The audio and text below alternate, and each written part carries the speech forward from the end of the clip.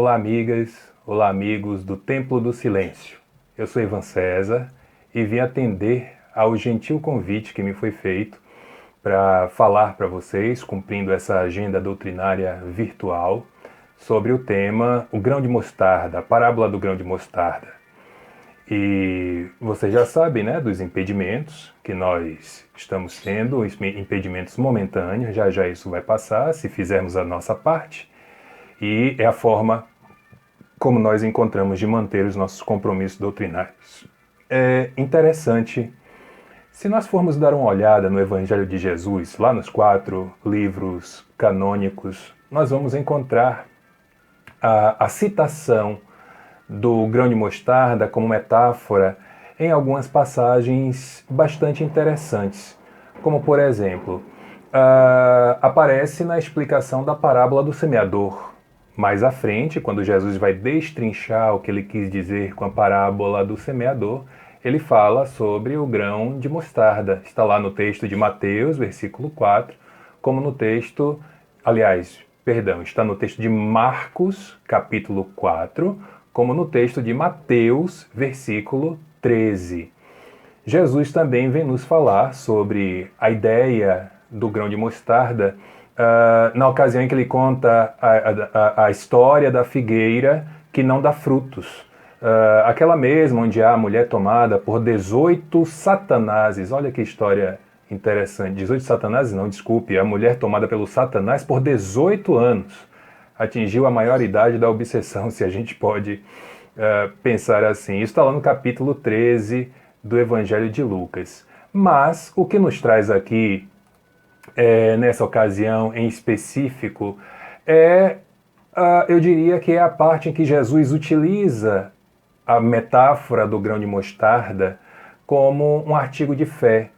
E isso está lá muito bem narrado também no Evangelho de Lucas, agora no capítulo 17, quando Jesus fala aos seus discípulos, primeiro, no capítulo 17 de Lucas, em transferir a amoreira. Se tiverdes fé, poderá transferir essa amoreira daqui para ali, e lá ela enraizará. Como também no capítulo 17 de Mateus, quando aí sim Jesus fala daquilo que temos de mais conhecido em relação ao grão de mostarda, que é o mover das montanhas. Ocasião aquela em que os discípulos não conseguem expulsar o demônio do corpo do menino, e vem Jesus, resolve o problema e faz eu não vou dizer desafio não, mas Jesus lança uma boa reflexão para os seus próprios discípulos. Nós não podemos nos esquecer de 2 detalhes. Jesus falava aos seus discípulos, aqueles 12 que nós conhecemos a história, que andavam ao seu lado. E o segundo detalhe, nós não podemos perder de vista que esses 12 eram pessoas normais como nós somos. Muitas vezes, até por conta da santificação que acontece com o advento da Igreja Católica, imediatamente os 12 apóstolos de Jesus se tornam santos, mas eles cometiam os mesmos equívocos que muitos de nós cometemos ainda hoje, mais de 2000 anos depois. Então era natural que eles não conseguissem ainda fazer o que Jesus já conseguia, mesmo estando com ele o tempo todo ao seu lado, vendo não apenas os fenômenos, mas principalmente a evangelização do Cristo. Então ele orienta os seus discípulos: se tiverdes a fé do tamanho de um grão de mostarda, poderão dizer àquela montanha: mova-se daqui para acolá, e a montanha se moverá. Claro que é uma figura de linguagem. Não há sentido em movermos montanhas de barro, montanhas de pedra calcária, não faz o menor sentido. Jesus se referia às questões que nos impedem no nosso mundo íntimo. Jesus queria dar uma demonstração de que, se a nossa fé for a mínima possível, aliás, a mínima iniciante, nós já seremos capazes de prodígios. Agora, falamos tanto em fé, né? Todas as religiões, elas exploram, não no sentido danoso, mas no sentido literal da palavra, os artigos de fé, as questões da fé que todos nós nos temos buscado nós religiosos ao longo das nossas vidas. Mas o que é fé, finalmente? Nós vamos encontrar lá no texto evangélico que fé, sob o ponto de vista religioso, é a crença em dogmas especiais. Eu já vou fazer logo a primeira pausa aí. Aliás, deixa eu só completar a frase. A crença em dogmas especiais que compõem as diversas religiões. E por que eu quero fazer uma pausa? Porque nós espíritas, inclusive isso está em um livro dos Espíritos, já na sua introdução. O Espiritismo é uma crença religiosa, é uma doutrina com finalidades religiosas que não tem dogmas. É importante nós conhecermos o significado das palavras, e os Espíritos já chamam a atenção para isso também já na introdução de O Livro dos Espíritos. O que é dogma? Dogma é uma verdade imutável. É algo que nunca vai mudar, independente de época, independente de religião, independente de governo, independente de ocasião. Um dogma não vai mudar. São as chamadas verdades absolutas. Ok, o Espiritismo é uma religião não dogmática. Aprendi a interpretar essa orientação dos espíritos não da forma, como é que eu vou dizer, stricto sensu, da forma estrita, de forma restrita, como muitas pessoas aprenderam e saem propagando por aí afora. Mas os espíritos falam que a doutrina espírita é uma doutrina não dogmática no sentido do lidar com esses dogmas. Porque vejamos, Deus existe? Existe. Todos os espíritas sabem disso? Têm certeza disso? Tem. Isso vai mudar? Não. Isso é religioso? É. Religioso e espiritual. Então é um dogma. A reencarnação é uma verdade absoluta? É. Então é um dogma. A comunicabilidade dos espíritos, as leis de causa e efeito, tudo isso são verdades que, independente da nossa religião, da nossa realidade, elas não vão mudar. Então são dogmas. A doutrina espírita apenas não vende isso como salvação para ninguém, se as pessoas não quiserem. Aliás, vender poderia ser um termo até inadequado de se utilizar se nós não víssemos o que tem sido as nossas religiões aí ao longo da história. Bom, vocês já sabem que eu estou fazendo esse trabalho aqui em casa, não é novidade para ninguém, né? Nós fomos solicitados a estarmos em casa. Então pode vazar um áudio aqui, um áudio ali, é um cachorro que late, é um vizinho que passa, enfim, mas nada que vá atrapalhar o nosso trabalho, não. Pois bem, está lá em O Evangelho segundo o Espiritismo, capítulo 19. Deem uma olhada com bastante atenção, por gentileza. A fé não se prescreve, nem o que é ainda mais certo se impõe. Meus amigos e minhas amigas, tem aquele jargão popular, né? Quem tem fé vai a pé. Eu prefiro a música de Gil, se você andar com fé eu vou, que a fé, ela não costuma falhar. Fé não se impõe. Se alguém interessado em me fazer acreditar, por exemplo, que o Satanás existe, essa pessoa tem fé na existência do Satanás, ela vai perder o seu tempo. Porque eu não apenas não vou acreditar, como não vou dar nenhum tipo de atenção especial às suas ideias. Porque nós já aprendemos que não existe e o porquê não existe.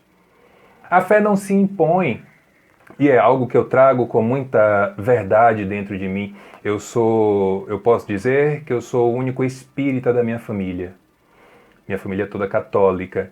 Naquela mistura que nós temos aqui na Bahia, né? O católico que toma ali um banhozinho de folha, toma um banhozinho de pipoca, e aí já toma um passe, o que der para fazer, faz. O importante é que as energias sejam elas renovadas. Enquanto único espírita da família, palestrante espírita, articulista espírita, eu nunca me senti no direito de convidar absolutamente ninguém para estar em uma palestra minha, para ler um artigo meu, para acompanhar o que eu ando fazendo aí pelas redes sociais, ainda mais nessa época de quarentena, de pandemia. Porque eu acho que as pessoas têm de ser livres para cumprir com o seu artigo de fé da forma como da forma como lhes for melhor conveniente. Então, a fé ela não deve ser imposta, porque quando ela é imposta, aí nós corremos o risco de cairmos naquilo que a história já nos mostrou como é que acontece. A venda da fé, a chamada venda de indulgências. Olha, nós vimos isso acontecer inicialmente na Igreja Católica, de forma um pouco mais abrangente. A venda da fé, que inclusive ela começa a incomodar determinadas mentes que pautam o seu crer, as suas crenças no raciocínio, na lógica, no pensamento. Era interessante, não era muito comum que as pessoas buscassem mercadejar a sua fé. Eu até acredito em Deus. Eu até acredito no santo X, Y ou Z, em quem quer que seja, mas para garantir, eu, se católico fosse, iria procurar o padre, o bispo, o arcebispo, quem quer que seja, para dizer assim, olha, eu andei cometendo algumas bobagens aí, coisas que eu não deveria cometer e quero me redimir disso. Qual é o primeiro passo para a redenção? O confessar. No confessar, muitas vezes ali já se assume um compromisso de dívida com aquela igreja, com aquela paróquia, com aquele representante eclesiástico. Então você vai se confessar para se livrar dos seus pecados, mas é interessante que você, vez ou outra, deixe ali uma quantia, deixe ali uma moeda, uma cédula, o que quer que seja. Da mesma forma, quando você tem posses, quanto mais posses você tinha, posses materiais, mais fácil seria a sua entrada no reino dos céus. Por quê? Porque a ideia vendida é justamente a ideia da fé, da barganha. O tempo passou, as ideias começaram a incomodar determinadas pessoas que tinham no seu corpo doutrinário a verdadeira ética, a verdadeira moral do Cristo. Uma dessas pessoas incomodadas foi Martinho Lutero, que resolve reescrever os seus artigos de fé e lança um documento que ficou conhecido como, que deu origem, melhor dizendo, ao nome da reforma, uma carta reformista, que dá origem ao nome Reforma Protestante. Eram novas regras que ele assumiria daquele momento em diante, em protesto ao que estava havendo até aquele instante. E aí nós passamos a enxergar essas ideias de uma outra maneira totalmente distinta. Importante observar que tudo começa no Deus que queriam vender, impor, melhor dizendo, a Martinho Lutero, e que ele não concordava. O Deus que perdoa só se você tivesse com o que pagar. Se você não tivesse com o que pagar, o seu caminho seria o inferno. Então, essas ideias luteranas, elas começaram a fazer um movimento efervescente na Europa, França, Alemanha, Itália e outros tantos países ao longo do tempo. Elas começaram a ser mais expressas, principalmente na Alemanha, por Calvino, dando origem ao calvinismo. Então foram movimentos de revolução baseada na crença equivocada da fé até aquele instante. E assim nós fomos seguindo. A Igreja Católica permanece com os seus artigos, como em parte deles ainda hoje, no século XXI. A Igreja Protestante, que dá origem a tantas outras expressões cristãs que não são católicas, e o Espiritismo é mais uma delas, apenas mais uma delas, de tantas outras, ela começa a ganhar força, força política, força religiosa, que começa a trazer alguns incômodos. Se nós formos estudar a história, por exemplo, vamos chegar na data de 23 para 24 de agosto do ano de 1572, século XVI, quando ocorreu um dos um dos acontecimentos mais tristes da história da religião, principalmente do catolicismo, quando a chamada Noite de São Bartolomeu matou milhares de protestantes, chamados huguenotes, naquela ocasião. Mas isso é um assunto tão interessante que não vale nem o comentário superficial. É um assunto para uma nova palestra e a gente se aprofunda o máximo possível para falar de Catarina de Médicis, de Carlos IX e de todo aquele contexto histórico. Nós fomos avançando no tempo, avançando na história, avançando nos séculos, até chegarmos ao século XIX, a época onde se respirava ainda o movimento iluminista, movimento esse que acontece do século XVII para o século XVIII, até a metade mais ou menos do século XVIII. Nada mais era que ideias que, como o próprio nome diz, visavam iluminar as nossas mentes, os nossos pensamentos, a nossa forma de pensar, a nossa forma de agir, a nossa forma de expressar as ideias que muitas vezes carregamos e temos dificuldade de colocar em palavras, de passar para quem quer que seja. A doutrina espírita surge justamente nesse momento, ainda respirando os ares iluministas, que nos dizia, por exemplo, não aceite nada que não tenha passado pelo crivo da razão. E isso foi uma revolução gravíssima, porque ainda hoje muitas das religiões famosas e menos famosas, talvez até desconhecidas, elas baseiam as suas atividades na chamada fé cega. Aquela fé que não questiona, aquela fé que apenas aceita, aquela fé que acha, por exemplo, que nós nascemos para sofrer, aquela fé que acha que Deus escolheu esse aqui para ser mais feliz e Deus escolheu aquele outro lá para ser infeliz. Essa fé que vacila o tempo todo. Eu nunca esqueço de uma moça, nós trabalhamos juntos em uma empresa e ela estava vivendo um momento muito difícil com a sua mãe, também com um dos seus filhos. Na verdade, ela já era mãe, queria engravidar de novo e não conseguia, então era uma confusão danada. Enfim, um dia essa moça chegou para mim, falando sobre a sua mãe, das dificuldades que elas tinham para se entender. Eu disse: Ivan, o que é que eu faço? Se ame. Mas amar como se eu não consigo nem me aproximar da minha própria mãe? Digo, mas você nesse primeiro instante não precisa, porque você não vai conseguir se aproximar fisicamente. Ainda há ali um choque de vibrações distintas. E o que é que eu faço então? Ore. Faça uma prece. Sempre que você lembrar, no mínimo uma vez por dia, faça preces. Para que vocês possam se entender, não caindo no equívoco de achar que apenas sua mãe está errada em um ponto ou outro, porque equívocos acontecem dos dois lados. Isso foi num dia. No dia seguinte, nós nos encontramos na empresa, na hora do almoço, e ela fez assim: olha, Ivan, você não sabe, ontem eu passei praticamente a noite toda rezando, até a hora de eu ir dormir, eu entrava em oração e pedia a Deus, pedia a Jesus, pedia até aos espíritos, ela não era espírita. E aí parecia que estava tudo bem.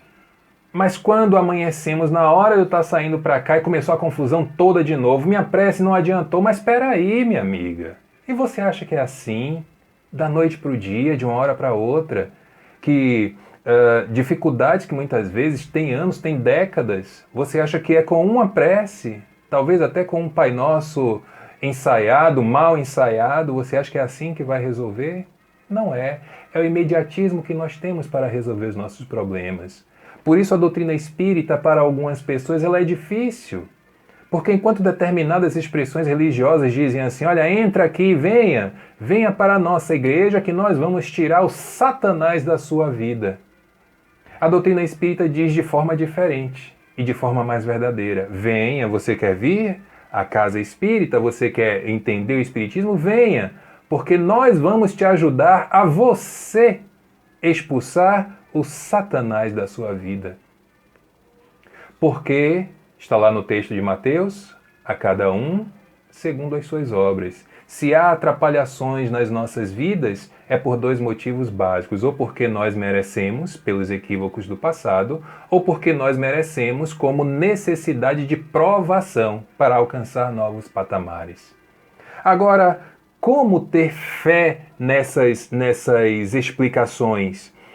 Como acreditar que a vida que nós temos levado até hoje, nessas dificuldades que temos enfrentado, olha aí o momento que estamos vivendo, pandemia, eu nunca pensei que pudéssemos voltar a passar por um momento desses, mas enfim, está aí nos fazendo ressignificar as nossas vidas, ressignificar as nossas ações. O que é que nos faz ter uma fé que nos sustente nesse momento? Apenas uma característica: a fé racional. Porque aquela anterior, a fé cega, e está lá em o Evangelho, nada examinando, a fé cega aceita sem verificação, assim o verdadeiro como o falso. E a cada passo ela se choca com a evidência e com a razão. Eu lembrava esses dias de uma ocasião interessante. Eu não sei quem de vocês já viu isso, mas eu, como sou neto de uma filha de Índia que vinha do interior da cidade de Rui Barbosa, eu aprendi desde cedo, desde criança, que quando você volta do sepultamento de alguém, quando você volta de um enterro, na porta da sua casa já tem que ficar lá um copinho de água te esperando. Porque aí quando você chega, antes de você pisar em casa, você pega aquele copinho de água, dá 3 rodadinhas assim por sobre a cabeça e joga a água para trás. E eu via aquilo na minha infância, eu ficava de certa forma até encantado com aquela coisa. Para mim era uma das coisas mais sagradas que poderia acontecer. Olha, não pode entrar em casa não, pelo amor de Deus, passa a água pela cabeça e joga para trás. E fui aprendendo isso, vi isso acontecer algumas vezes.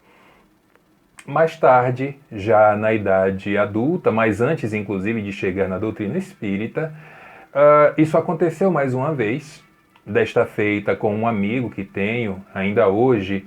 Ele é uma pessoa muitíssimo inteligente, professor, escritor, doutor em antropologia, e ele fez aquele mesmo movimento quando chegava de um sepultamento. Então não tive dúvida, digo, opa, agora eu já tenho um pouco mais de curiosidade, deixa eu saber para que serve isso, porque o que era que tinham me vendido até hoje, me passado até hoje? Olha, a gente tem que fazer isso por uma razão muito simples. Quando nós vamos ao cemitério, o cemitério está cheio de almas penadas e que estão precisando de ajuda. Então o que acontece? Quando nós saímos do cemitério, algumas dessas almas elas vêm nos acompanhando. Então você tem que dar aquela giradinha no copo e jogar para trás, para quê? Para que as almas se dispersem, para que elas vão embora. Aí eu, com a minha mente infantil, pensava assim, ai meu Deus do céu, então as almas elas têm medo de água. O que será isso? Será que essa água, porque fica aí na porta, ela fica benta? E assim acreditei. E aí perguntei a esse meu amigo. E ele deu exatamente a mesma resposta. Eu disse, meu Deus, mas que coisa interessante. Então, você também acha assim? Mas por quê? Aí fiz a pergunta que me perturbava, né? Os espíritos, eles têm medo de água, é isso? E aí fui fazendo uma pergunta, outra pergunta, outra pergunta, outra pergunta. Tem uma hora que ele cansou e disse assim, olha, Ivan, é bom parar por aí. Eu aprendi assim, eu faço assim e nunca questionei o porquê. Estamos conversados. Eu disse, tá bom, estamos conversados. Mais um exemplo de fé cega. É exatamente assim que eles trabalham para fazer com que acreditemos em coisas que, não estou falando especificamente dessa situação, mas coisas que muitas vezes não têm o menor sentido. É um instrumento ungido que vai lhe dar vida plena. Gente, século XXI e continuamos caindo nas mesmas armadilhas de mais de 2000 anos atrás. Então essa fé cega, inclusive quando ela é levada em excesso, é ela que produz o fanatismo. E temos visto bastante fanáticos religiosos por aí, de todos os núcleos religiosos. Não se enganem. há fanáticos de todos os cantos. Na doutrina espírita, embora nós sejamos convidados a questionar, a refletir o tempo todo, muitas vezes esse fanatismo ele se expressa naquela ideia de que aquela pessoa em especial ela é a única enviada de Deus na Terra nesse momento. E é naquela pessoa que eu vou depositar as minhas esperanças de uma vida de paz. O fanatismo ele se coloca quando um palestrante, por exemplo, está falando o que quer que seja e ele julga que aquilo é a verdade absoluta, não aceita perguntas acerca do tema que foi falado que não estejam de acordo com aquilo que ele quis passar. Inclusive, o fanatismo está no rol das obsessões, está ali para em passo, de mãos dadas, com a fascinação. Então precisamos ter cuidado. Agora essa fé, no primeiro vacilo, ela cai, porque ela não está erguida sobre um alicerce sólido, diferente da fé racional. A fé que raciocina, a fé que questiona, a fé que investiga, a fé que não para no ponto final. Ela chega na interrogação e toda interrogação ela exige uma continuidade. Assim a fé racional funciona. É aquela que se baseia, aquela que está baseada, a fé que se baseia na verdade garante o futuro porque nada tem a temer no progresso das luzes, dado que está lá em o Evangelho, o que é verdadeiro na obscuridade também o é a luz meridiana. Deus existe aqui no Brasil, Deus existe na América do Sul, na América Central, na América do Norte, na Europa, no Oriente, no Ocidente. Deus existe em todo canto. No universo, existe na obscuridade como existe na clareza. Isso não vai mudar.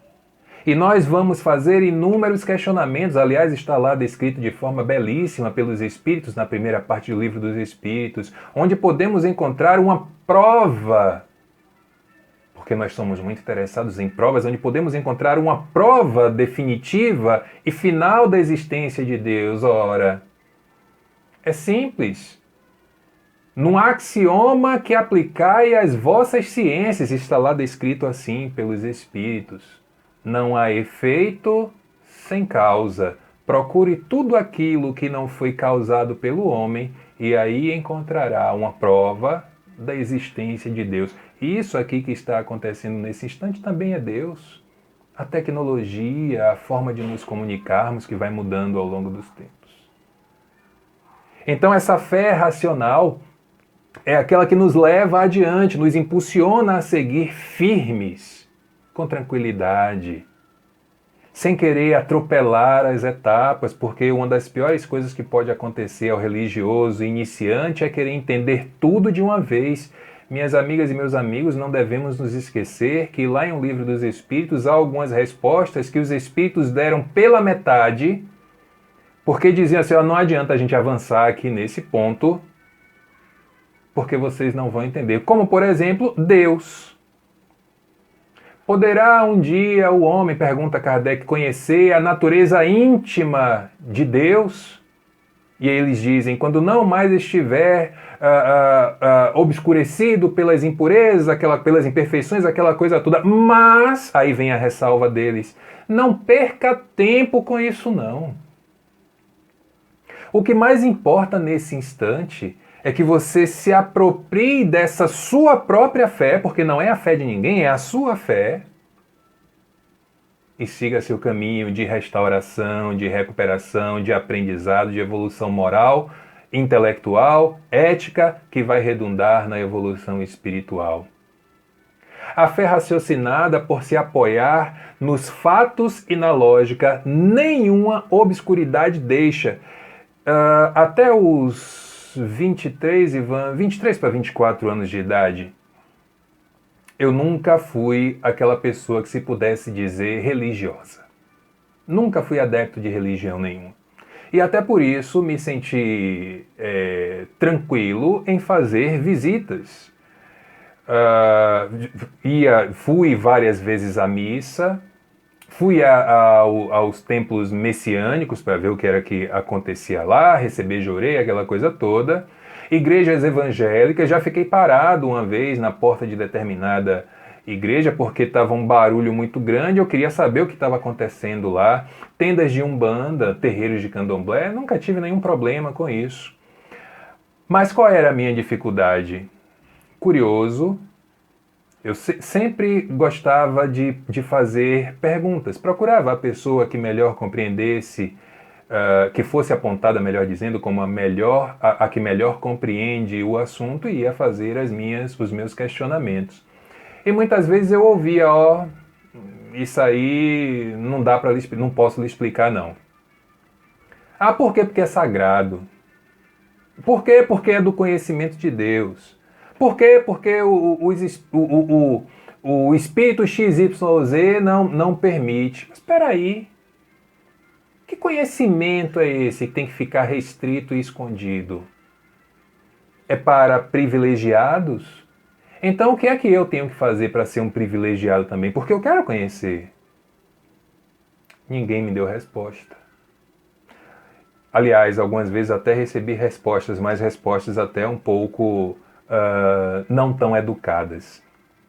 Até que um dia cheguei por uma necessidade de saúde e por uma orientação médica que me solicitou buscar uma religião para auxiliar no meu tratamento. Eu cheguei na doutrina espírita e cheguei com as mesmas perguntas que eu havia feito às outras expressões religiosas. E como eu cheguei numa casa muito séria, e agradeço a Deus todos os dias por isso, cheguei numa casa pautada nos estudos, no aprendizado, na fé raciocinada, na fé racional.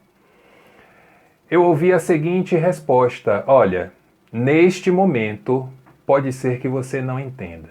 Mas se você estiver aqui conosco estudando, não se preocupe, já já você vai entender tranquilamente. Pronto.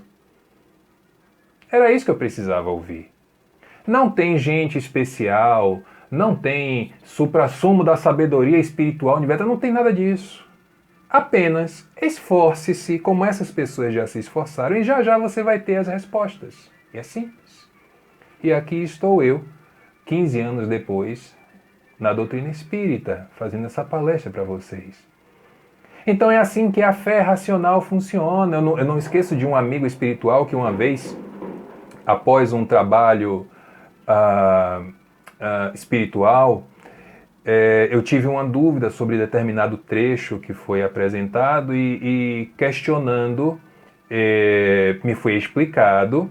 E eu fiquei assim meio sem jeito, sabe, de ter feito aqueles questionamentos, aquelas dúvidas e tal. E o amigo espiritual disse assim: meu filho, a dúvida, ela é sempre salutar.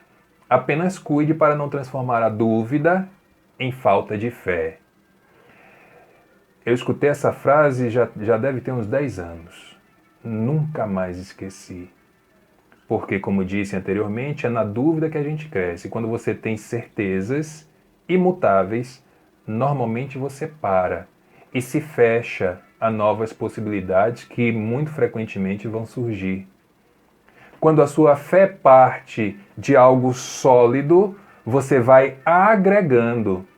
A minha compreensão hoje da doutrina espírita, ela é muitíssimo diferente da minha compreensão aos 23 para 24 anos quando cheguei. Assim como a de vocês que estão aí do outro lado assistindo, com toda certeza também é. Porque não é o livro dos Espíritos que muda, não é o Evangelho que muda, não é o livro dos médios, a Gênesis sem fé, não, nada disso muda. A não ser por diferentes tradutores e editoras. A única coisa que muda somos nós. E aí o nosso olhar se torna diferente. Hoje eu respeito a fé cega de quem quer que seja. Apenas não me permito a cegueira. Porque eu não vou facilitar a vida de ninguém que por um motivo ou por outro queira me transformar em escravo do seu pensamento. Eu sou um ser pensante. A doutrina espírita nos fala o tempo todo sobre livre-arbítrio. Nos fala sobre consciência. Aliás, onde é que está Deus? Na nossa consciência. Assim os espíritos disseram. Tudo que eles trouxeram até hoje, e isso é uma espécie de desafio que Kardec faz, o dia que a ciência desmentir alguma coisa da doutrina espírita, algum ponto da doutrina espírita, abandone então aquele ponto e siga a ciência. Olha, 1857, 2020, são 163 anos. Cadê esse ponto que a ciência desmentiu? E essa frase vem de um cientista.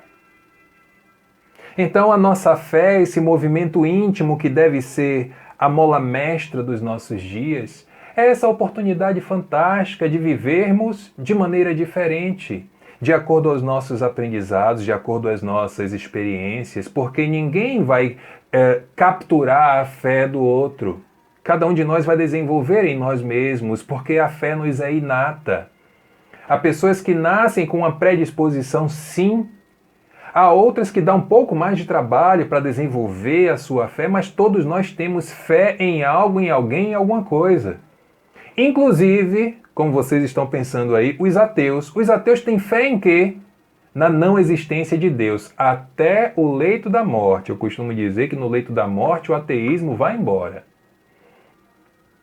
E convenhamos, existe apenas por vaidade, cá entre nós. Não digam que eu falei isso não, viu? Porque essa parte do texto, do vídeo eu vou cortar. Mentira, eu vou deixar aí. Minhas amigas e meus amigos, para a gente encerrar o nosso trabalho. Aquela ideia de Gil, que eu citei agora há pouco, da fé que não costuma falhar, ela é um convite diário. Um convite diário a revisões íntimas. Um convite diário a realizarmos as inspeções necessárias no nosso mundo espiritual, o nosso mundo espiritual, para que ao longo das nossas existências, nas dificuldades que nós temos passado até agora, nós possamos reviver o Cristo em nós, já que cristãos somos. Porque o Mestre, ele nunca nos deixou a sós, nunca nos deixou para trás. Basta lembrar que, inclusive, no momento da sua crucificação, Jesus nos dá mais um evangelho, 7 frases. Então, se tiverdes fé, poderão dizer àquela montanha, mova-se daqui para acolá, e ela se moverá. São as nossas montanhas íntimas. As montanhas que viemos construindo ao longo das inúmeras existências e da existência atual, e que precisam ser muitas vezes derrubadas para começarmos tudo de novo. Porque aí sim, a frase do Evangelho segundo o Espiritismo, que está bem clara em nossas mentes, ela passa a fazer todo o sentido. Fé inabalável só é a que pode encarar de frente à razão em todas as épocas da humanidade. Não são em algumas épocas, em todas as épocas. Porque razão e fé, elas nunca foram separadas. Nós é que tentamos separar. Que os dias que se aproximam, eles sejam de notícias melhores. Que nós façamos a nossa parte, cumprindo as orientações dos órgãos sanitários, que nós possamos compreender a nossa necessidade social, não apenas verificando as nossas próprias vidas, como tendo responsabilidade com a vida do outro, e sigamos na fé que já isso vai passar, porque Deus nos quer unidos. Ainda que para isso tenha sido necessário nós estarmos trancados nas nossas casas. Que o Senhor nos abençoe a todos e nos dê a tua paz.